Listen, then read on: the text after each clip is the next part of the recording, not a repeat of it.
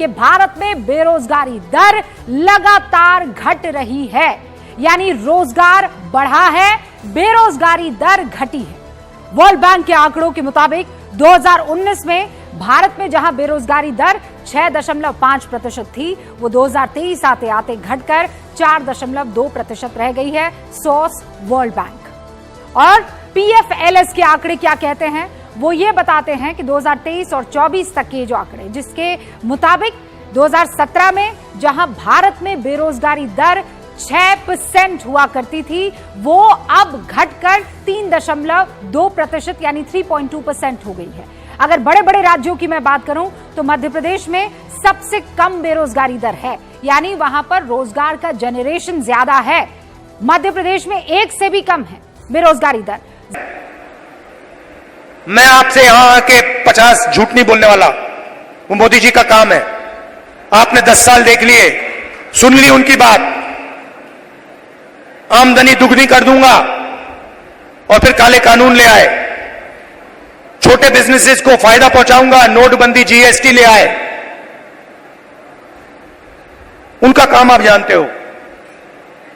अब सब मिलकर एक साथ हरियाणा को खड़ा होना है, क्योंकि देव जैसे जो बच्चे रो रहे हैं, उनके आंसू पोंछने हैं, उनको खुश करना है और उनको अपने पिता के पास गले मिलने देना है। नमस्कार साथियों, मैं आपका दोस्त अशफाक अहमद और आप देख रहे हैं देशभक्त चैनल। ये जो सरकार डेटा कलेक्ट करती है और उसके बाद में उसको पब्लिश करती है, तो ये डेटा जो होता है तो उसकी सच्चाई क्या होती है, आप कैसे बोल सकते हैं कि ये डेटा जो सरकार ने दिया है तो वो सही है। तो इस पे सवालिया निशान अब इसलिए उठते हैं कि मोदी जी के जो रिकॉर्ड है कि बेरोजगारी जो है वो तो खत्म हो रही है, और बेरोजगारी दर जो है वो तो इतनी कम हो गई है कि सबको रोजगार मिला हुआ है। अब बता रहे हैं कि गुजरात में और कुछ और प्रदेशों में बेरोजगारी दर सिर्फ 0.9% रह गई। बड़े ताज्जुब की बात है। हरियाणा जहां पर बोलते हैं कि मतलब बेरोजगारी की हालत बहुत खराब है, तो मोदी जी का रिकॉर्ड बताता है कि बेरोजगारी दर तो वहां पे 3% है।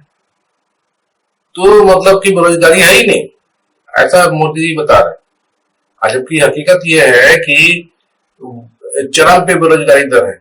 वहां पे हरियाणा में, जिस हरियाणा में पहले कभी बेरोजगारी का मुद्दा नहीं हुआ करता था, वहां पर बेरोजगारी इतनी बढ़ गई। तो ये ऐसे कैसे आपको दिखता है फर्क, कि यहां तक कि वर्ल्ड बैंक का जो रिकॉर्ड है उसमें बता रहे हैं कि देश में बेरोजगारी दर घट गई है। मोदी जी तो बहुत अच्छा काम कर रहे हैं। तो हकीकत ये है कि ये जो सरकार जो आंकड़े जो पब्लिश करती है, तो उसका बेसिस जो होता है तो वो चेंज कर देते हैं कभी। मोदी जी तो अपना मतलब सब बढ़िया है कागज पर दिखाने के लिए, वो मोदी जी जितना भी जो तोड़ मरोड़ कर सकते हैं वो करते हैं। अब देखिए बेरोजगारी का जो आंकड़ा देश में होता है, तो अब क्या बताते हैं कि हफ्ते में कोई आदमी को सिर्फ 2 घंटे काम मिल जाता है तो उसको बेरोजगार नहीं माना जाता। और दूसरे जिसने अनएम्प्लॉयमेंट एक्सचेंज में नाम नहीं लिखाया है, उसको बेरोजगारी में नहीं जोड़ा जाता है, भले ही वो बेरोजगार। तो इस तरीके से मोदी जी ने टीकापोती करके बता दी कि बेरोजगारी तो है ही नहीं। जबकि हकीकत यह है कि पूरे देश में जबरदस्त बेरोजगारी। इसका नमूना आपको दिखता है कि कभी भी अगर कहीं पे जो एग्जाम होता है, अब आजकल तो एग्जाम करना भी मुश्किल हो गया है, मोदी तो करवाते ही नहीं है। और लेकिन जब भी भर्ती का कोई एग्जाम होता है तो लाखों करोड़ों लोग आपको दिखेंगे जाते हुए एग्जाम सेंटर देते हुए, ट्रेनों में जाएंगे, ट्रेनों में जाएंगे। और भर्ती की जो ट्रेनिंग होती है, जो पहले लोग जो कोचिंग करते हैं, तो कोचिंग सेंटर पूरे देश में देखेंगे कि अपराध भरे हुए हैं। यूपीएससी से लेकर जितने भी सरकारी नौकरियों के लिए बड़े बड़े कोचिंग सेंटर भरे हुए हैं, जहाँ पर करोड़ों बच्चे वहां पर जाके कोचिंग करते हैं। लेकिन नौकरी आजकल कहाँ मिलती है, नौकरी तो निकलती नहीं है सरकारी, और निकलती है तो पर्चा फूट जाता है। तो रेलवे में पिछले 6 साल में कोई भर्ती नहीं, तो दूसरे और भी जो सरकारी नौकरियां हैं वो सब में कोई भर्ती नहीं। कुल मिलाकर 30 लाख से ज्यादा पद खाली पड़े हुए हैं सरकारी नौकरियों केंद्र के। तो ये इस तरह का हाल है। प्राइवेट में देखिए तो इन्वेस्टमेंट तो है ही नहीं, जो बाहर के लोग कंपनियां हैं वो तो बाहर भाग रही हैं, तो उनके तो वो तो उनके रोजगार जो थे वो खत्म हो गए, और जो लोकल जो गन्ना सेठ है तो वो भी सब बाहर भाग रहे हैं। आप देख रहे हैं कि हर पिछले 9 साल में 13 लाख भारतीय वो नागरिकता छोड़ के भाग गए, और ये लोग जो थे वो अच्छे मतलब खाते पीते लोग, पढ़े लिखे लोग, और जो बिजनेस में पैसा लगा सके ऐसे लोग भाग। तो देश में न प्राइवेट सेक्टर में रोजगार है न पब्लिक सेक्टर में रोजगार। इस तरीके का देश मोदी जी ने बना दिया। जबकि डेटा दिखाएंगे तो एकदम टनाटन, मतलब पूरा बेरोजगारी घटती जा रही है, रोजगार बढ़ते जा रहे हैं। ये सब मोदी जी के काम है। तो हरियाणा का जो चुनाव हो रहा है तो वहां बेरोजगारी का मुद्दा भी बहुत जबरदस्त तरीके से है। ये जो डंकी वाला जो आजकल चर्चा में है, राहुल गांधी ने उसको चर्चा में लाया, तो रोजगार के लिए हरियाणा के जो युवा है वो विदेशों में जाने को तैयार है, 20-20 लाख 30-30 लाख खर्चा करके। अब क्या वहां पे काम मिलेगा? तो वो ट्रक ड्राइवर बन जाएंगे, छोटे मोटे काम करेंगे, और ये मतलब कि अपना माली हालत सुधारने के लिए 10-15 साल वहां पे घिसेंगे, तब जाके उनका कुछ सुधार होगा। जो कर्जा लिए होंगे तो वो चुका पाएंगे, खेत बेचे होंगे तो वापस खेत खरीद पाएंगे। ये हालत है देश की, और हरियाणा में घर घर की कहानी हो गई। तो चुनाव में मुद्दा जो है बेरोजगारी का जबरदस्त तरीके से चरम पे है, और उसका खामियाजा तो भुगतेगी भाजपा। और भाजपा जो है हरियाणा में इतनी बुरी तरह बीती हुई है कि इनके पास में कुछ जवाब नहीं है पिछले 10 साल के। तो मुख्यमंत्री बदल दिए, मुख्य जो खट्टर था, अब खट्टर साहब को पोस्टर से ही गायब कर दिया, रैली उनकी दिखती है। तो ये हालत पूरे हरियाणा की है। और जो नए मुख्यमंत्री बना दिए सैनी, तो उनका तो कुछ ज्यादा कुछ है ही नहीं रुतबा, उनका कोई औकात ही नहीं है, तो वो क्या करा पाएंगे। और खुद मोदी जी के चेहरे पे जो वोट मिलता अब तो मिलता नहीं है। तो हरियाणा में बीजेपी को वोट कहाँ से आएगा? तो दिखता है एकदम साफ कि मतलब भाजपा जो है कहीं नहीं है हरियाणा में, बहुत बचत करनी चाहिए, और उसकी वजह मोदी जी है। वो जो पॉलिसी उनकी जो है वो उसका रिजल्ट आ रहा है, जनता जो है एकदम त्रस्त आ चुकी है। तो बेरोजगारी हो गया, उसके बाद में पहलवानों का सवाल है, मुद्दा है कि जो पहलवान बेटियों के साथ में भूषण शरण सिंह ने क्या किया और मोदी जी ने क्या किया, ये टोटली अनदेखी की। और मोदी जी की मतलब शरण में है ब्रजभूषण शरण सिंह, तो उसको कुछ नहीं हुआ, बाल विवाह का नहीं हुआ, जबकि उसको जेल में होना चाहिए था। तो इसका भी जवाब अभी हरियाणा में मिलेगा, क्योंकि जो पहलवान बेटियां सब हरियाणा की हैं। तो बेरोजगारी हो गया, पहलवान हो गया, किसानों का आप जानते ही कि खेती किसानी जो है हरियाणा का सबसे बड़ा धंधा है जनता का, और मोदी जी ने उसको चौपट करके रखा हुआ है। और बल्कि जो काले कानून लेके आ गए थे मोदी जी, तो वो तो वापस लेना पड़ गया झक मार के। लेकिन जो एमएसपी की गारंटी और दूसरे जो किसानों के मुद्दे थे, तो उसपे मोदी जी ने कुछ किया नहीं। अब बोलते हैं कि एमएसपी बढ़ा रहे हैं, तो कितना बढ़ा रहे हैं? लागत तो बढ़ा रहे हैं आप, और एमएसपी का जो है वो तो ऐसा है होना चाहिए कि जितना भी लागत है किसान का उसके ऊपर उसको प्रॉफिट मिले। तो अभी तो लागत इतनी बढ़ गई है कि जो उड़ता ही नहीं है कितने किसान को। मतलब अगर लागत 1000 रुपया है तो किसान जो है मुश्किल से मतलब 1000 रुपया भी उसको नहीं मिलते हैं फसल बेचने के बाद। और इसीलिए बहुत बुरा हालत है। तो सब मिला के हरियाणा में ये पूरा दिखता है। और इन मोदी जी के पास में और भाजपा के पास में मुद्दे नहीं है, तो दामाद लेके आ रहे हैं।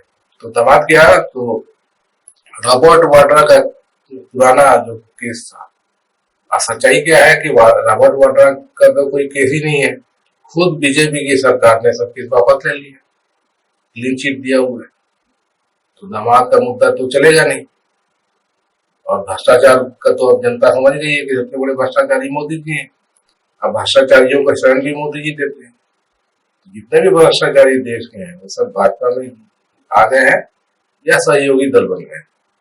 तो महाराष्ट्र चले जाइए, कोई और भी राज्य चले जाइए, हर जगह यही हालत है। और हरियाणा में भी भ्रष्टाचार चल रहा है। तो जो खर्ची पर्ची जो बोलते हैं, जिसपे कांग्रेस को अटैक करते थे, तो वो तो खुद इनके हालत इनके राज्य में चल रहा है सबसे ज्यादा।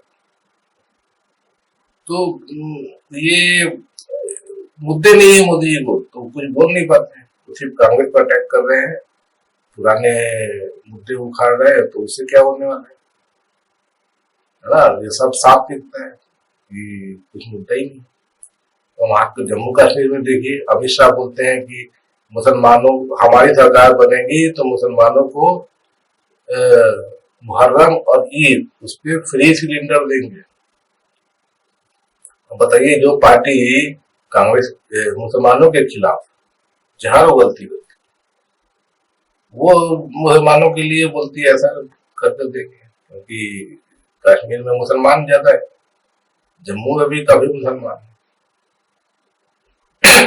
तो वोट बटोरने के लिए कुछ भी जुमला फेंकते हैं, क्योंकि मुद्दे नहीं है बताने बोलने के लिए। तो जम्मू कश्मीर में भी जो 370 हटा दिए थे, तो बहुत बड़ा तीर मार दिया था, लेकिन नतीजा क्या है, कुछ नहीं है, बल्कि हालत खराब है। जम्मू कश्मीर राज्य का दर्जा छीन लिया, अब दे नहीं पा रहे, ऐसी हालत। ये चुनाव भी वो तो मतलब सुप्रीम कोर्ट का ऑर्डर था कि जम्मू कश्मीर में चुनाव क्यों नहीं करवा रहे, तब जाके 10 साल बाद चुनाव हो रहे हैं जम्मू कश्मीर, ये हालत। और वहां भी जम्मू कश्मीर में कुछ एक भी मतलब किसी बात पे बोलने के लिए दम नहीं है। तो पीओके ले आ रहे हैं, पाकिस्तान ऑक्युपाइड कश्मीर की बीजेपी आएगी तो पीओके लेके आएगी। तो 10 साल से तो मोदी जी सत्ता में है, और ये तो केंद्र का काम है। और बल्कि कि सेना को भेज के या पीओके लेके आओ, तो क्यों नहीं कर रहे मोदी जी? जब वो कश्मीर में जीत जाएंगे तो राज्य का काम थोड़ी है पीओके लाना, ये तो केंद्र के काम है। तो ऐसे अनाप शनाप कुछ भी भूल जरूर बक रहे हैं। तो उससे चुनाव में इनका समझ में आता है कि मुद्दे हैं नहीं, और आलतू फालतू के मुद्दे ला रहे हैं, उससे कुछ नहीं होने वाला। तो इनका जादू जो है वो कहीं करने वाला नहीं है मोदी जी का। तो ये हर राज्य में बहुत बुरी तरह हारने वाला है। और केंद्र में भी जो है वो 2024 के जो लोकसभा चुनाव हुआ था, तो ले दे के सरकार तो बन गई है, लेकिन कुछ कर नहीं सकते हैं। तो जितने भी बिल ये चाहते थे हिंदू मुसलमान करने वाले, और ये सब अनाप शनाप के कानून, 370 का कानून जैसा था, वैसे वक्फ बिल का बोर्ड लाए, वक्फ बिल का लाए थे कानून के लिए, तो वो कुछ ठंडे बस्ते में, जो यूनिफॉर्म सिविल कोड वो ठंडे बस्ते में, और भी जो ये चाहते थे सब उल्टा पुल्टा, तो वो इनकी अब चलती नहीं है। तो यू टर्न की सरकार मोदी जी की हो चुकी है। तो अब आगे जो भविष्य तो है नहीं। आरएसएस जो है, आरएसएस भी चाहती है कि मतलब बीजेपी सत्ता में रहे तो मजबूत नेता होना चाहिए। तो मोदी जी तो अब मजबूत रहे नहीं, उनके नाम पे तो वोट मिलता नहीं है, तो वो भी बदलने के चक्कर में है कि मोदी जी को बदल दिया जाए। तो ये सब इनका आपसी कलह जो भी है, लेकिन देश के लिए अच्छा ये है कि ये तो मतलब आतंकी लोग हैं, जो पार्टी है बीजेपी और आरएसएस, तो ये तो सब बहुत ही अपने स्वार्थ के लिए ये सत्ता में आते हैं और उसका फायदा भी उठाते हैं। जनता के लिए कुछ नहीं करना है, देश के लिए कुछ नहीं करना है। तो अब इनकी गलत नीतियां जो है उसका अब सब सामने आ रहा है कि ये लोग सत्ता में आएंगे तो यही लूट खसोट करेंगे, गलत काम करेंगे और जनता की हालत खराब होती है।